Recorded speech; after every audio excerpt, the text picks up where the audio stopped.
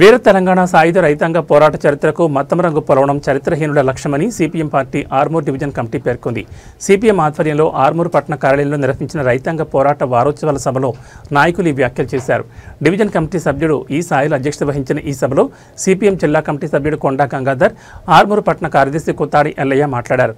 తెలంగాణ రైతాంగ సాయుధ పోరాటంలో బీజేపీ, ఆర్ఎస్ఎస్ల వల్ల పాత్ర ఎక్కడో సమాధానం చెప్పాలని నాయకులు డిమాండ్ చేశారు. వీర తెలంగాణ సాయుధ రైతాంగ పోరాటం ప్రపంచంలో ఎన్నో పోరాటాలకు స్ఫూర్తినిచ్చిందని, ఆ మహోన్నత పోరాటానికి నాయకత్వం వహించింది కమ్యూనిస్టులు మాత్రమేనని గుర్తు చేశారు.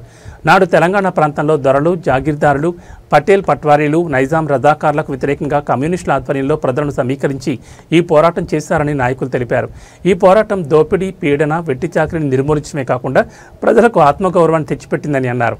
సుమారు 4,000 మంది రక్త తర్పణంతో 10 లక్షల ఎకరాల భూమిని పేద ప్రజలకు పంచిపెట్టారని చెప్పారు. రామచంద్రారెడ్డి, ప్రతాప్ రెడ్డి, జన్నారెడ్డి వంటి దుర్మార్గులను తరిమికొట్టిన చరిత్ర రైతాంగ సాయుధ పోరాటానికి ఉందని తెలిపారు. సిపిఎం పార్టీ ఆధ్వర్యంలో తెలంగాణ సాయుధ పోరాటంగా వారోత్సవాలు జరుపుకుంటా ఉన్నాము. ఆ సందర్భంగా ఈ 11 అంటే సెప్టెంబర్ 11 నుంచి 17 వరకు జరుపుకున్నటువంటి సందర్భంలో కమ్యూనిస్టు పార్టీ ఇచ్చినట్టు రాష్ట్ర వ్యాప్తంగా జరుగుతున్న సందర్భంలో ఆర్మూర్ కూడా జరుగుతూ ఉన్నది.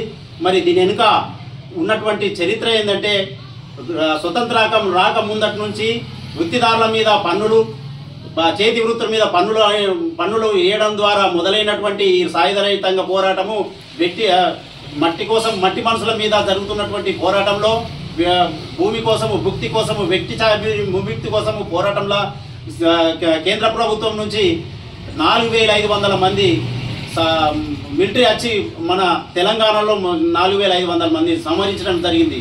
ఆ సందర్భంగా కాంగ్రెస్ వారి ఇలా విమోచన దినోత్సవం అంటే జెండా ఎగరేసి ఈ తెలంగాణకు జరుగుతున్నది అనేటువంటి దాన్ని మనము ఖండిస్తా ఉన్నాము. ఎందుకంటే ఈ రోజు కూడా బీజేపీ వారు కూడా బ్రిటిష్ ప్రభుత్వంలో ఏనాడు కూడా పాలు పంచుకున్నటువంటిది, అంటే స్వతంత్ర పోరాటం చేయనటువంటి వారు కూడా విమోచన దినంగా భావిస్తూ ఉన్నారు. కాబట్టి కేవలము కమ్యూనిస్టులు మాత్రమే దీనికి వారసులుగా చెప్పుకోవాలని, మరి ఆ స్ఫూర్తితోటే జరిగినటువంటి ఈ 4,500 మంది మరణించినటువంటి కార్మికులు కమ్యూనిస్టుల స్ఫూర్తితోటే రేపు రొద్దున అన్ని సమస్యల మీద పరిష్కారం కోసము పార్టీ సభ్యులందరూ ఉద్యుక్తం కావాలని ఈ విధంగా తెలియజేస్తాము.